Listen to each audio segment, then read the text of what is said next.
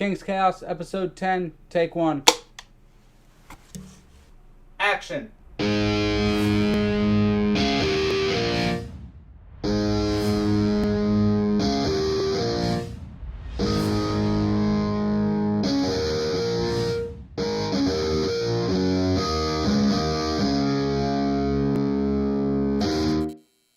Cut, let's run it again. King's Chaos, episode 10, take 112. Action. Hello, everybody, and welcome back to King's Chaos. I am your host, Kyle Pepitone, aka the Kyng-Pin parentheses of Spades, and today I am joined with another special guest. Howdy. How's it going? Trevor. I'm Trevor Gioia, the former host of Geekly. Oh. So, do you want to introduce yourself a little bit to the audience? Sure. I'm a filmmaking major at Montclair State University. I love talking about movies. I love talking about pop culture, so this should be a fun time. Yep. And I specifically scouted you out for this topic because I knew you were big on movies. I mean, when your name is the film nerd in the Discord, kind of makes it obvious. Yeah, it is. It's kind of obvious. Yeah, I've seen over 700 movies in my lifetime. Wow, really? Yeah. Now, does that count reruns? Like rewatching the same movie or 700 unique movies? That doesn't count reruns. Wow. That's a lot. Yeah. I don't think I could even keep track of at that point.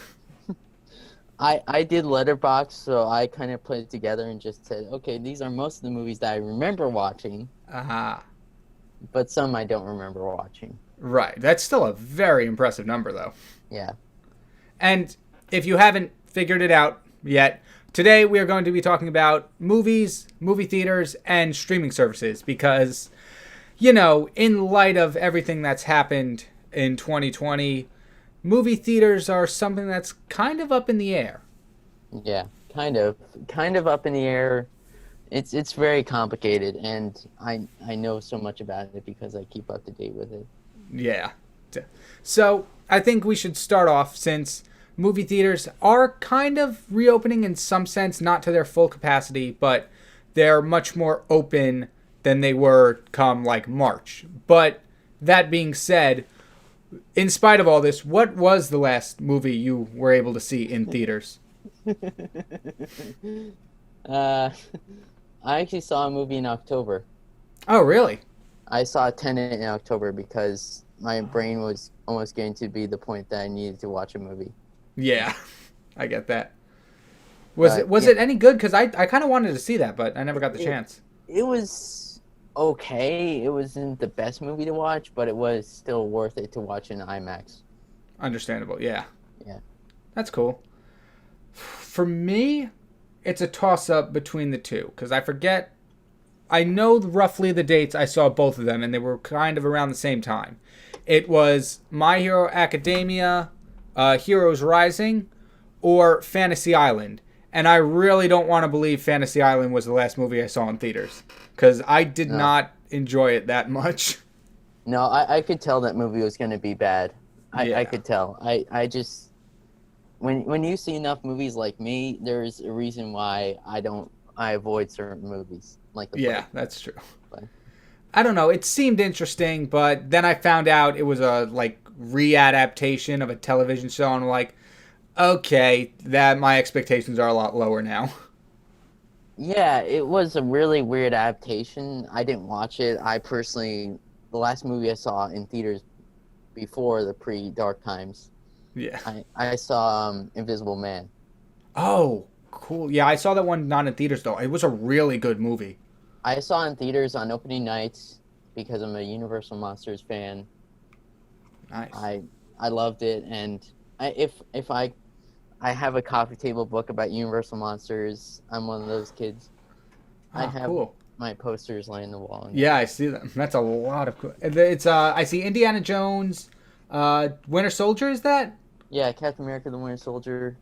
Nice. Most of them I got from working at a movie theater. Oh, cool. I guess that would be a pretty cool place to work if you love movies, right? Yeah. Good to know. Now, let's see. So now we've gotten pre-pandemic. We now know that what movies we saw last. And now when the pandemic struck, we weren't at a total loss because stats show that a lot of streaming services, pretty much all of them except like Quibi, like had a huge boost in like audience in the pandemic time. So I think that's pretty cool that we weren't completely cut off from movies and TV shows since everything got shut down. But it comes to the point of asking, is our streaming services better than the actual theater? In my personal opinion, no. Yeah. In my personal opinion, no. Nothing can ever replicate.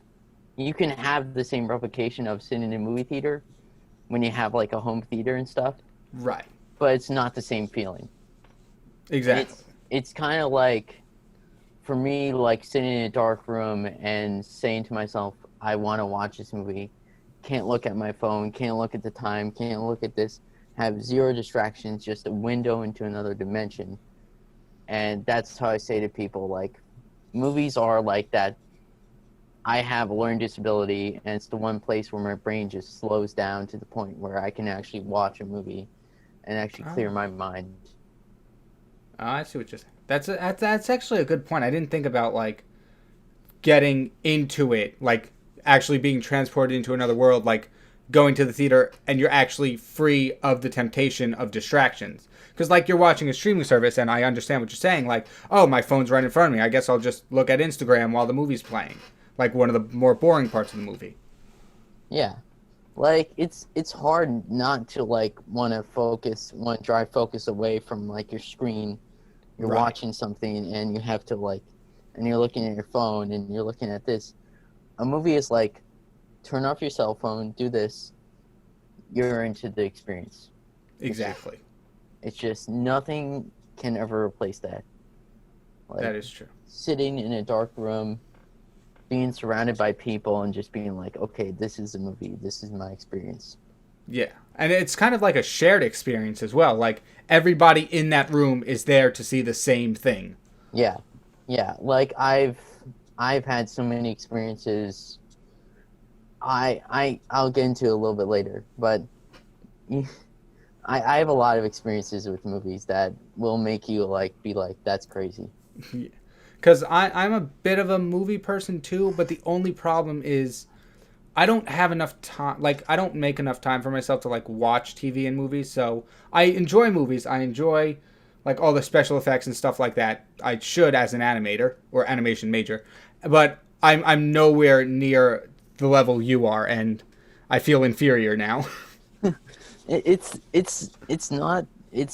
for me. It's just like I don't do a lot of things. I don't do a lot of like partying. I don't do anything crazy. Right. I just go to the movies.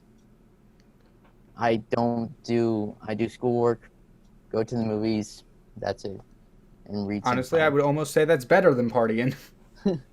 Like, I'm one of those people like I can sit in a movie theater and be happy. That's it. Yeah. But some people, they need that interaction. I don't. Yeah, I think I'm in that same boat. I'm not big on, like, actually, like, conversing with people. I like sharing an experience of a movie with, like, a friend or something, but, like, full-on parties and conversations, not my thing. Yeah, like the whole, like, movie theaters as an experience is just, like, it's so insane. It's so awesome. Yeah. And it's one of the few things that I tell people, like, I grew up watching it. I grew up, like, age 9 going to the movie theaters. Oh, wow. Nice. Like, really little. Because it was the one place that it was just relaxing for me. Yeah. Like, I saw Star Wars: The Clone Wars in theaters. I remember watching that in theaters. I remember watching the 2005 King Kong movie in theaters. After I got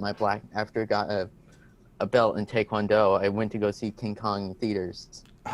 Oh, cool. I remember watching Casino Royale in 2006, the James Bond movie, which was not appropriate for a 9-year-old to watch that movie. Yeah. It has a bunch of scenes that's not appropriate. But for me, like, I know it's not real. I know it's not fake. Right. And I know it's not reality. But to me, it was like that one place where I'm just like, this is awesome. This is just like, my parents, like love the fact that I love movies, but they don't know how to handle me sometimes. Yeah. But the thing is, it was really fun going to the movies. It was a really fun time. Yeah, I could imagine that. I kind of get something like that, but I don't think I was going to the movies at that young of an age. I also can't remember much at that point, so who knows? But now, do you feel like you already said not really, but how does that experience hold up to the streaming services? Like, do you get something somewhere in the ballpark when watching movies through like Netflix, Hulu, HBO Max, Disney Plus, and we'll get to the long list of them later, but do you have that same feeling with streaming? No, I don't. I have like people talk about like, oh, did you see The Irishman last year, or did you see that movie on streaming service? And I'm like, no, because it's hard for me to get into a movie that I can pause and play and like skip forward for scenes. Yeah, that's true. I don't like having that control. I don't. Putting me in control of the time and like how long this movie should go on for is not a good idea. It's not. Yeah, once again, something else I didn't really think about when it came to streaming, but yeah, having control of how long, like when you can stop it, fast forward through this, skip the intro for a TV show, stuff like that. Yeah. Yeah, I never thought about that because I never really utilized those controls. I'll just pretty much watch it through unless like something comes up and I have to go somewhere. Then I'm like, okay, pick this up later. So for me, because I have a bit of a faster brain and because I can't relax, right, I actually need that, like, I don't want the controls. I need somebody else in control, not like showing me like being in a dark room is awesome, but just not sitting in front of my laptop and pressing play and pause and like skipping through scenes, right, that's harder for me. Yeah, I can understand that. For me, the only way, like, I only use it a lot because I have a tendency to commentate on things happening on screen. I've been told it's very annoying to people who are around me. But, like, when I'm watching a movie by myself and something happens, I will pause it and commentate something and laugh for, like, a solid minute and a half at my own joke. I do that with really bad movies. Yeah. Like, really bad movies. Like I think the last movie I did that with was a really bad horror movie that me and my friend were watching. We just kept making the worst jokes possible at it. And we got to the point where we just said, this movie's getting really bad and it's becoming like a student film at this point. Oh, yeah. Really bad student film. And we felt so bad for everybody who made it that we just started being like, you know what, this is bad. Let's just talk. Let's just watch other things. Yeah. I see what you're saying. So, now, like I mentioned before, like we said, we don't think streaming services are superior to the theaters. It's two completely different experiences. And when I mentioned that in earlier, I mentioned a whole long list of streaming services that are now available, and that wasn't even all of them. I only mentioned Netflix, Hulu, HBO, Disney Plus, Amazon Prime Video, and who knows what else there is. Like, I can tell you all the ones that I can tell you the one that I mainly pay for, which is HBO Max. Right. My family, my family has Netflix, Hulu, Disney Plus, and Amazon Prime. Wow. I think I'm somewhere in that same boat. I think my family has Netflix, definitely. We just got Disney Plus again, I believe, which is great because I haven't finished watching Mandalorian yet. And I think we get Prime Video. That one I have to check on, but I never use it, so I wouldn't know. But with all those different companies making different content that are available on different platforms, one almost has to ask, is it too much at this point? Because the whole point of like Netflix, when that first came out, was you can watch all this stuff for this price every month. But now it's like you can only watch this one on this platform and this one on this platform, and you got to buy all of them if you want to see everything. So it's almost like it's more expensive than movies now. It's kind of like a cable. Like, it's weirdly like becoming like cable almost. Right, yeah. And cord cutters, I respect them. I just don't. Like, for me, like, I only will pay for two. That's it. And the two that I will pay for is Disney Plus and HBO Max. Those are the two I want. Those are the two I need. I think the rest, in the long term, I've said this at the start. The early I said Netflix has really big problems. When it comes to original content. They put quantity over quality. Yeah. They have a lot of shows, but their quality is all over the place. You'll get a few like really good ones, and then you get a billion bad ones, a few mediocre ones. Yeah. Ones that aren't hitting with the right people. Exactly. Like Stranger Things and then like Hubby Halloween. Yeah, you can have that. And then like you look at like Hulu, which is more really niche, but it's still not the best thing ever. Right. And it has really big problems. Amazon Prime Video is basically the Wild Wild West of streaming services. Anybody can put anything on Amazon Prime Video. That's it, plain simple. Oh yeah, I heard about that. Like, I don't like that, but that's just me. Like, I literally saw a Prime Video movie for Santa Jaws. I'm sorry, for what? Santa Jaws. Like, like a movie about a Santa wearing hat, a shark wearing a Santa hat. What? Yeah. Somebody made that? Yeah, somebody actually made that. Interesting. But the funny thing is this, it's just like, at the end of the day, I don't think Amazon Prime is worth it for the free shipping, but it's not fully worth it for every single show on there. Right. There's only like two really good shows, and that's it. Yeah. The Expanse and The Boys. That's it. I want to watch The Boys. I haven't gotten a chance to get around to it yet, but maybe I'll find time. But to me, Disney Plus, and they said in their Investors Day, they said in their Investors Day thing, if you watched it, which was insane, they said they want quality over quantity.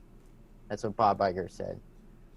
And listen, they did a phenomenal job with The Mandalorian, and they're really doing a good job. HBO Max is kind of like the competitor to that, and I think HBO Max, somebody brought it up on the HBO Max subreddit. They said HBO Max is kind of like the 2010s Netflix, because it's just so good with so much content. Like, they recently just added Batman the Animated Series. To HBO Max? Yep. Like, getting higher on my list. Like, they added a bunch of Cartoon Network shows. I'm not going to advertise it, but for me, it's definitely one of the things that I like about it is because they're starting to move their DC Universe stuff over to that platform. Okay. So, like, all the DC stuff, not all of it, but a lot of DC stuff is going over to HBO Max? Like season 4 of Young Justice. There's a fourth season coming out? Yep, supposedly. I gotta catch up then. I watched the first two seasons and they were so good. Season 3 is so far really good. I haven't seen it yet. But yeah, it's one of those things that I say Netflix isn't as good as it used to be. Yeah, I think I can agree with that. And I think a lot of people can too, because I think once they started putting out original content, things started to roller coaster, because they have like their highs and their lows. They'll have like I said, Stranger Things, that was a huge hit. But then you'll get something like, for lack of a better example, Hubby Halloween, like I said, that Adam Sandler movie that they put out. And well, they wanted to put it out, and I also think the reason I also think it was kind of like a spite towards the Academy. Oh, right, because he didn't win anything for Uncut Gems, right? He should have won. I sit there and say to myself, he should have won. but Yeah. but yeah, it's becoming like cable. Like Right. it's becoming like cable, and that's the problem with cable. There was too many shows, there's too many content, and there's too much things. There's only about there's only about three solid companies. The rest I don't trust within an inch of my life. Very But- true. Because, oh, go ahead. It's at the end of the day, it's like user interface, what's on there and what's going to work and what's also going to make people want to keep that streaming service. Right. That's the questions that they should be asking themselves. And I think Disney Plus, HBO Max is doing that. Netflix is just, I don't know what Netflix is doing. Yeah, I'm not quite sure. Netflix basically got rid of... Netflix is one of those things that I just don't understand what they're doing. Yeah. Yeah. Because I don't know how accurate this is now, but like back when I graduated high school, so like 2 years ago at this point, my marketing teacher, I think my marketing teacher told me that like at the time Netflix was making like zero profit because everything they made they poured into original content. Yeah, they were making a lot of original content, and I basically was in community college, and yeah, they still were making original content, but we were starting to see a lot of flaws in Netflix over time. Yeah. You weren't just starting to see like, oh, they're the big company now. No, everybody and their mother started putting together a streaming service. Yeah, that's true. Because, like I said before, the Quibi had a short run that they were trying to do. They were trying to make a mobile streaming service for like only 10 minutes worth of content per episode. And Yeah. it was like the one and only streaming service that didn't shoot up in ratings because of the pandemic. Because of the pandemic, and because like I was listening to a podcast, not a podcast, but just a video on Quibi, and they said, yeah, Quibi had really big problems because the editing of it was vertical and also horizontal, which drove editors nuts, and they did not like that. I could imagine. And I'm like, speaking as a filmmaker, that's not a good mix. And from what I saw of the content, from what I heard about the content, it was not good stuff. Yeah, I don't think I heard. I've only seen ads. They like poured a bunch into marketing, but other than that, I knew nothing about it. Because it was run by Jeffrey Katzenberg, who is a former DreamWorks CEO. Right. And I felt the whole thing was just like them trying to compete with YouTube. But Yeah. the problem with that is just like YouTube was already 10 billion steps ahead of them. And also, like, free for everybody. And also free for everybody. But the Quibi thing was just, it's so, like, if you saw some of the content on it, it was just, it's the kind of stuff that you would not want to watch at all. Oh, really? Yeah. Wow. It was just like, you just sat there and said to yourself, I can make better content as a filmmaker in an animation major. Yeah, maybe. If you can sit there and be like, I can make better, that says a lot. Yeah, that is true. Yeah. So now we've kind of almost been bashing streaming services. I feel a little bad because they're not all bad, but I feel like there's some things that we can like discuss that are like kind of the high points that like Yeah. they beat out with theaters, because we've kind of talked a lot that like all the streaming services now are kind of like the equivalent to cable, and we kind of stepped away from them being a rival to theaters because like we said, like the whole point of streaming service at the beginning was like to kind of inch away from cable just to watch the shows you want to watch, but now with all these different varieties it's kind of become the next cable. Yeah. Now we're going to compare streaming services to the cinemas, because I think there are pros and cons of each. Obviously, we've determined the cinema is worlds better than streaming from your home, just the experience alone. But I think there are other aspects that we can talk about that like can kind of give it a fair fight. There are things that personally like I don't like about theaters, but yeah, there are a lot of things that people don't talk about with movie theaters that are really big problems.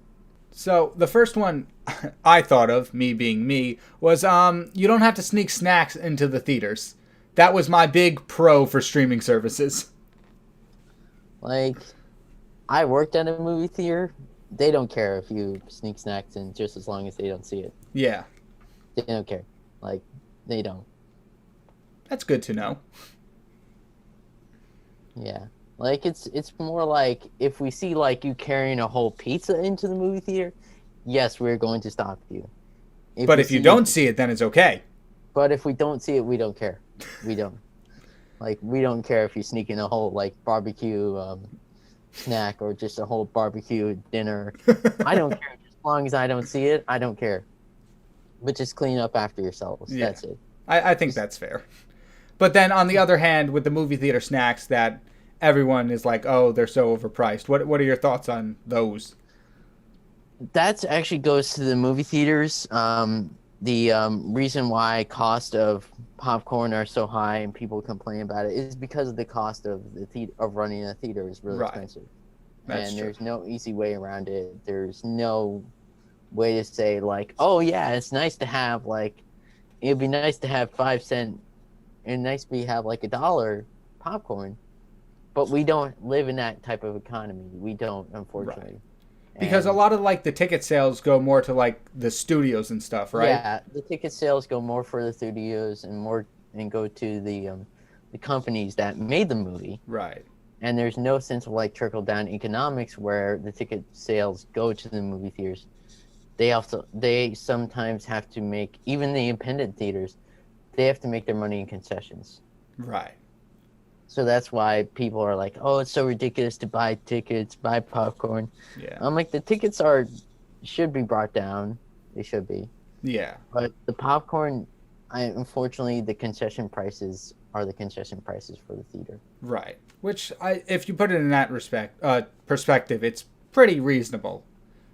It is pretty reasonable because would you rather like have the theaters not make money and be out of business and all that stuff? Yeah, exactly. No, personally, I don't. But yeah, I think the other thing is that people don't talk about, which is the fact that I've seen people.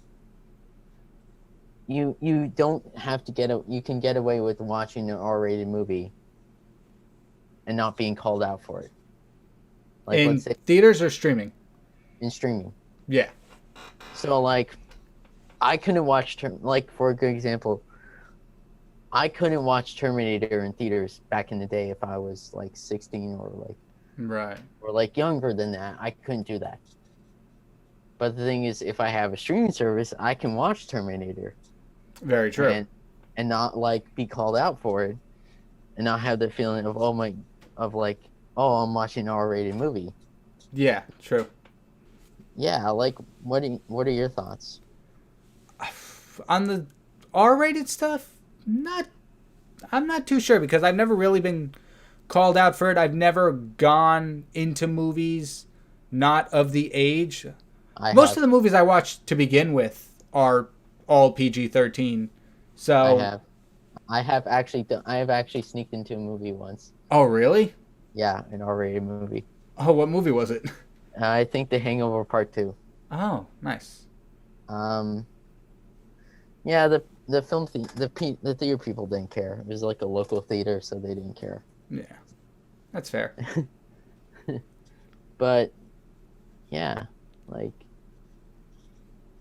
I think the other thing is that you don't realize how much money goes down the toilet when you start going to the movies. Yeah, like how much money you're spending as a person. Ooh, man. If I could tell you how much money I spent at the movie theaters, I could probably buy a new camera by now.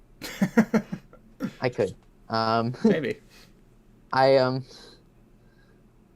have ways of figuring out which movie theaters to go to. Right. And which places not to avoid and which places to, what times to go to and all that stuff. Right. It's the logistics of it. And I don't think a lot of people are like, oh, like, they just get up and say, I'm going to go watch a movie here. And I'm like, no, you can't do that. With me, it's just like, okay, we're going to watch it here because it has better prices. It has this and this and this. Oh, interesting. Yeah, that's a much more smarter and economic way to think about it. Because whenever I go see a movie, I'm like, okay, there's this one movie theater I know in all of the planet, so we're just going to go there for the umpteenth hundredth time. Because I live in Bergen County, I have about 7 movie theaters I can go to. Oh, wow, really? Yep. Nice. It's good to keep your options open. Yeah, because let's say if I don't want to go see a movie like that's worth it, like $5, I go see it at like a cheap movie theater. That's interesting. Or if I want to see a movie like a big blockbuster, I go to AMC Garden State Plaza. Yeah. But that's just me because I'm slightly crazy. It's weirdly like people who say to me like, how come you can figure out how much money you're spending at the movies? I'm like, because I've been going there for so long and I have the movie tickets apps downloaded on my phone. And I've actually bought pre-tickets before and done a lot of things before. Oh, cool. Yeah. So now, with that being said, what are your thoughts on like marathons, matinees, and then the streaming equivalent of like binge watching? Matinees are fun. $5 for a movie matinees are great. They are. Yeah. If you want to watch a movie that you don't know if you want to watch it, you don't know how you feel about it, I personally go watch it on a matinee. Right. In a small theater that I don't care about, I just watch it. That's what I did with Batman v Superman. That's what I did with a handful of movies. If I didn't fully trust the movie, I would go see it on a matinee. Oh, okay. So, for me, like, I don't like having that equivalent on streaming. Like, where you can search for a dollar bin and be like, that doesn't look as good. Like, Right. As a filmmaker, I'm just like, the dialogue doesn't sound right. The tone doesn't sound right. All this bunch of stuff that I pick out. Right. A normal film goer does not pick out all of the stuff that I pick out. Like, Okay, I see what you're saying. It's normal people just go say, let's go watch the new Quentin Tarantino movie. Right. Not knowing what it is about. And to me, when I watch a movie like that, I know every single thing that I want to see in that. As a film fan and a fan of movies. Okay. I could tell you there's ways to avoid movies. I know how to avoid them. But it took years and years of practice to figure that stuff out. Yeah, I can imagine. Like, it doesn't just be like, okay, I can watch a movie and be like, okay. Yeah. That's the same thing I do with streaming services. Like, is the dialogue right? Are the characters speaking the right way? Are they doing this? Are they doing that? It's a bunch of things I ask myself when I'm watching a TV show or movie. Yeah, I've noticed recently I kind of do something like that, but more like with special effects, obviously. Mm-hmm. I'll be like, that's not real. Stunt double, CGI. Yeah, it's like you can go in, if you like know the process, you can start pointing out certain things about it that people don't realize that you can point out. Exactly. And that's my favorite thing about doing that. It's just like you can walk into a movie and be like, that's not good, that's not good, that's not good, that's not good, and that's not good. Exactly. Yeah. And then people are like, how can you tell? I'm like, I can tell. I can tell. I've written a few scripts and and something's not right there. Right. Yeah, I think that's pretty cool. Like, for people in like our field, we have like that insider information that we can like trivia people on for some people who might like not have this kind of insight.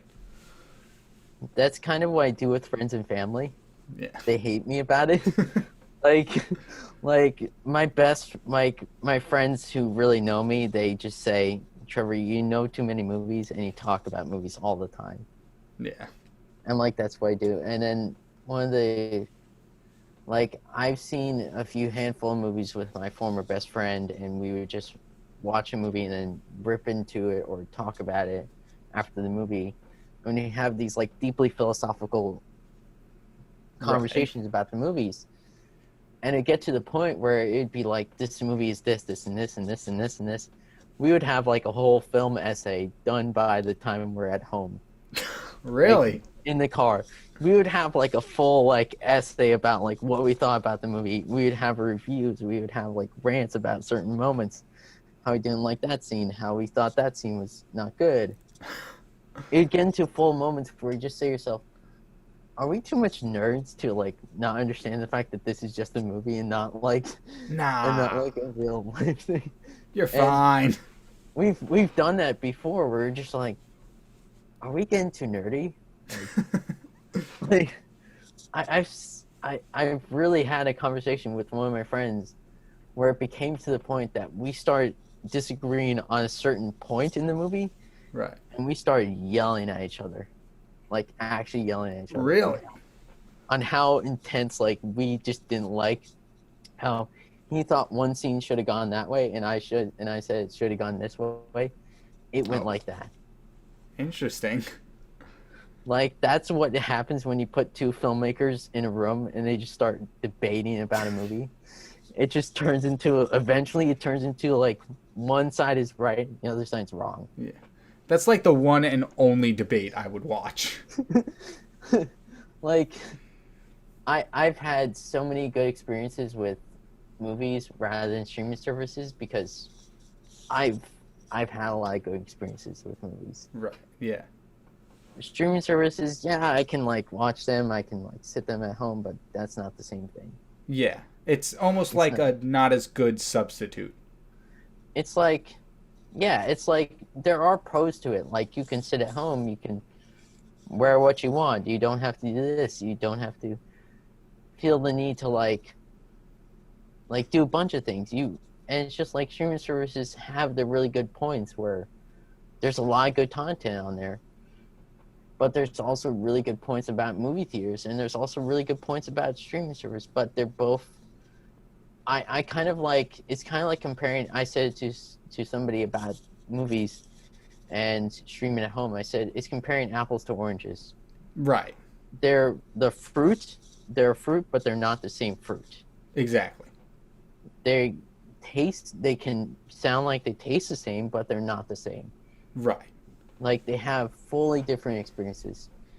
Streaming is more about, like, watching it and binge watching it. And that's not, like, the same thing as, like, sitting in a movie theater for 2 hours and watching a movie, or watching, like, Game of Thrones was put up in IMAX, and that was awesome. Oh, really? And I think, yeah, it was season 4. Yeah, season 4 was put up in IMAX. I didn't get to watch it because I was not a Game of Thrones fan by the time. Ah. But I do like the idea of, like, yeah, I want to see more stuff like that down the line, but now it's not going to happen because reasons. Yeah, exactly. But I do like the idea of seeing more stuff like that. Yeah. But that will never happen.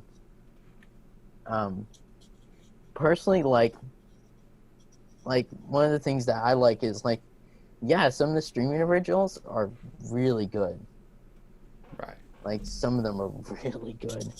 Yeah, I've got praises for a few of them, and then, like, there are some I won't even touch with, like, a 10-foot pole. Yeah. Like, I think the best one for me is The Mandalorian. Yeah, I might have to agree. As a Star Wars fan, it actually made me cry. It actually did make me cry. Really? Because Season 2 especially made me on the verge of tears. Well, I wouldn't say anything yet. It's still pretty new. I don't want to spoil it for anyone. It put me on the verge of tears because it was so beautiful. I'm just like, this is the Star Wars I've always wanted to see in my life. Star Wars we didn't really get with the last few movies. Except for Rogue One, but Rogue One was a little bit off. Yeah. And I do say to people, yes, Rogue One was good, but it could have been better. Yeah, I agree with that. Like it could have been better. It just could have. And the weird thing about The Mandalorian is just like it's so complex, and I love it. Yeah. Like I love like sitting there as a Star Wars fan and being like, that's this. Oh my! And you're just watching, and you're just like, your brain is like overloaded on like information of like this is Star Wars. Right. Like I haven't. One of my favorite I can't say one of my favorite episodes, but one of my favorite things about it is the fact that it harkens back to things that we didn't think we would ever see in live action. Right. Like, we didn't think we would ever see this in live action. We didn't think we would ever see that in live action. It was crazy. Yeah. And have you seen? I don't. But yeah, it's something that I say to people like, Mandalorian is a gem, and that's what I love about it. Yes, it's definitely. I'm only like 3 episodes into season 2 because I'm not good at keeping up on things. So I don't know exactly. Well, I had somebody tell me what happened because I didn't think I was ever going to get to watch the end of it, but now I can. Now I have the opportunity to. The only thing now is finding the time to. For me, I have nothing but time. I just write. I just do schoolwork, and that's it. Yeah, that's not bad. And with like winter break, I'm sure that gives you a lot more time. The weird thing is, like, that's not one of my favorite streaming shows. Oh, Mandalorian isn't? It's up there, but it's not the one that I like say to people like. The show that I absolutely loved and been watched multiple times is Person of Interest. Uh-huh. Person of Interest, I cannot. It's not on Netflix. It's currently up in the air, but it's going to be on HBO Max, which I can't wait. It's from J.J. Abrams and Jonathan Nolan. Right. And I love that show. I've seen it 5 times at least. Oh, wow. It's 20, like up to season 4 is like 23 episodes. Oh wow, that's not a lot for 4 seasons. No, up to season 3 is 23 episodes. Oh. Up to season 4 and 5. That's I think it gets less, but. Oh, you mean okay? You meant episodes per season. Yeah. Oh, okay. Yeah, that's a standard amount then. But would you say that was like your favorite show you've seen on streaming, on a streaming service? I have a mix of few. Oh, really? I have that. I have Danger 5, which I can't exactly go into why I love Danger 5 because it's kind of not radio friendly. Ah. Because it's kind of like a 1960s World War II movie, World War II TV show. But okay. so cheesy and just so cheesy to the point that you can just, it's kind of like a Batman 60s TV show, but done with all the cheesy effects and done with like the worst possible effects you've ever seen in your life. Oh, really? But so good, but yet so bad. It's kind of like I can't go into every single thing I love about it because it's not at all friendly. Right. Farscape is another one that I started getting into because it's the Jim Henson Company doing puppets work. Oh, wow. But they're doing like a space show. It's in sci-fi on the Sci-Fi Channel. Oh, okay. It was awesome, and it was just so complex. Oh, that's and it cool. makes you question who is the real bad guy and who's the real good guy in the story. Yeah. And the other show is from Canada, The Great White North. Is called Letterkenny. Oh, what's that one about? Because I see you wrote it a few times over here. Letterkenny is a show that I heard about, but never fully. But I got into it because I heard it was really funny from one of the radio station people recommended it to me. I was on the floor laughing my head off at how funny it was. It's basically this town of farmers hockey players and other characters. And Right. it's just so much funniness and so much weirdness. Like, it's not weirdness. It's more like It's Always Sunny in Philadelphia version of Canada. It's a Canadian version of It's Always Sunny in Philadelphia, but 10 times worse. But just the driest comedy you've ever seen in your life. Yeah. Like, basically, they don't talk normal. Like, I can't even say any of the quotes because they're so dark and so dry. Like, I was sitting there laughing my head off at one of the characters because he's basically like a hockey player who just chirps at everybody. Interesting.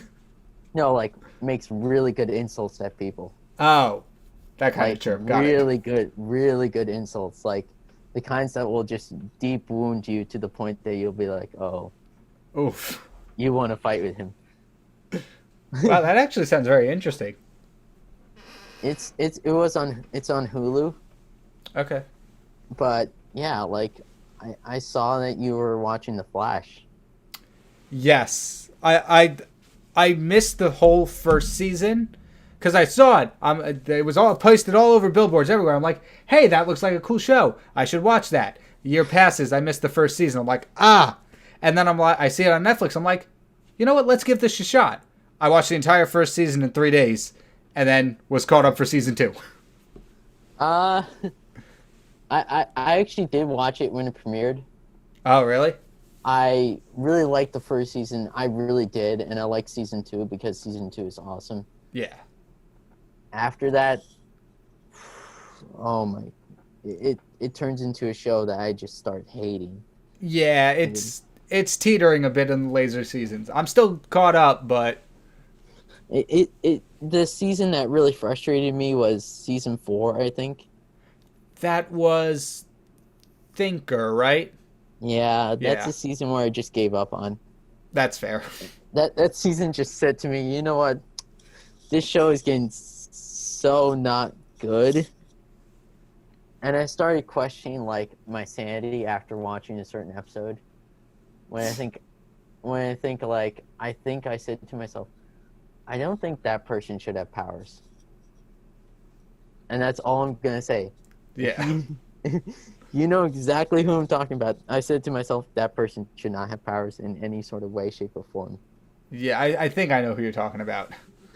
I looked at him like, no, she shouldn't have powers. No. Yeah.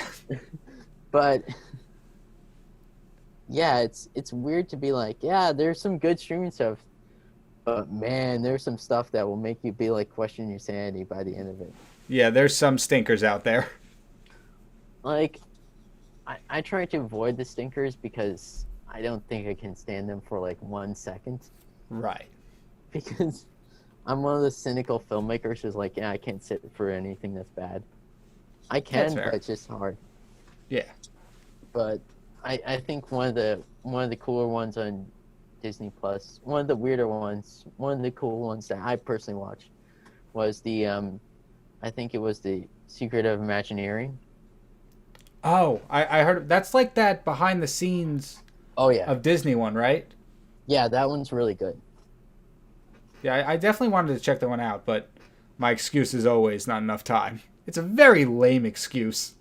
It's like, I weirdly, like, I can tell you what I do is just like, I give myself like, let's say like an hour in the day or something like that to watch something, or just usually I just watch something and just relax. Right. Like during the semester, I would usually watch Survivor. Oh, cool. Yeah, on Hulu because I'm a Survivor nut, but it's one of those things where it's just like you have to find the time. Right, yeah. But the thing is, like, I can understand why. Yeah. Like, finding time is very hard when you're a college student. Never have And more truer words been spoken. And plus, when you're like an animation major or a film major, like it's really hard to find time. Oh yeah, don't even get me started on that. But I try to make myself have some time to myself, so I can actually watch something. Right. So like late in the evening or like at dinner time after I eat my dinner, I usually watch something. That's good to have. Like, I can watch it. I'm wide awake enough that I'm not going to fall asleep to it. Yeah. But, yeah. All right. Well, that's actually pretty interesting. And I think as we near the end of the episode, we can jump into our final segment, Royalty Recommends.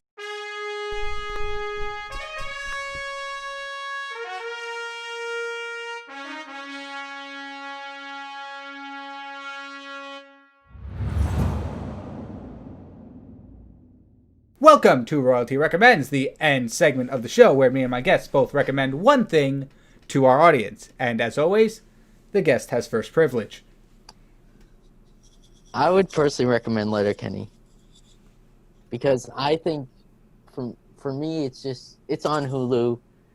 It's an amazing comedy if you love dry and very British comedy.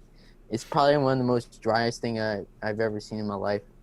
It's currently on season 9. It just wrapped season 9. Oh, cool. It is doing so well, and I love everything about it. I definitely think if you love It's Always Sunny in Philadelphia, or if you love British comedy to a certain degree, you're definitely going to enjoy Letterkenny, because it's one of the few shows that I can't say everything about it, and I can't give the perfect introduction to that show, because the perfect introduction to that show is 10 times more inappropriate and 10 times more rude than anything I've ever seen in my life. It's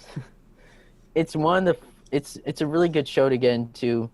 The first season will be a slog, but after that it start finding its groove, and it's really a fun time.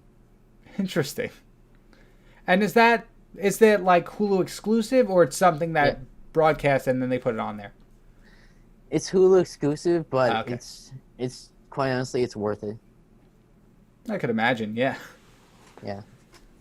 So, for my Royalty Recommends, it's a bit of an old one, actually, now that I'm thinking about it. But recently, I was watching a YouTube, like a video essay on, like, what happened during Cartoon Network's, like, live-action phase. And it just sparked something in me, like a hint of nostalgia. And it is the TV show Destroy, Build, Destroy. It was like one of the great, like a lot of people make fun of it, like that whole live action Cartoon Network thing, like, oh, they're cartoons and they're doing this. See in real. Yeah, exactly. I remember that. I remember just watching, skimming through and being like, oh, there's that on. Okay. Yeah. But I recently found out in the video, Andrew WK, the guy who hosted Destroy, Build, Destroy, has an actual music career. Like, he is put out like several albums and stuff, and I listened to some of them, and they're actually really good. They're somewhere around like rock music. They're in the rock music genre, but it's spark that nostalgia with the fact that like I can have more of this now, just in a different sense. And I'm like really excited to hear more from him, but that's like something I had to recommend just because it was wild when I discovered it. Yeah, I grew up in the early. I'm probably gonna date myself. I grew up in the early 2000s. Same. So yeah. I know that whole thing, the whole thing of like CNN and all that stuff. Yeah. And the weird thing with seeing real, it just felt so weird to have real live action stuff. Right. On Cartoon Network. And Destroy, Build, Destroyed is not. It's a really interesting show because it's so different. Right. It's not like. It felt more like a Discovery Kids show. Yeah, exactly. But, hey, it's a good choice. It's a good recommendation. Yes. The only problem is I have no idea like how people can find it because it's definitely not on air anymore. I don't know. Yeah. Well, if you really are interested in that, I guess you're going to have to do some research. But with that being said, that brings us to the end of another episode of King's Chaos. Thank you once again for coming on. It was great talking with you. I really enjoyed the conversation. Like, I had a lot of fun discovering, like, new things about the theater, different things to think about, and obviously a lot of new shows that I got to check out. Thanks for having me on. It really itched a bug that I haven't itched in a while, but it was fun. Yeah, no problem. Well, thank you everybody so much for watching. Be sure to stay tuned in, check out the rest of WMSC, and everybody have a maximum week. Goodbye!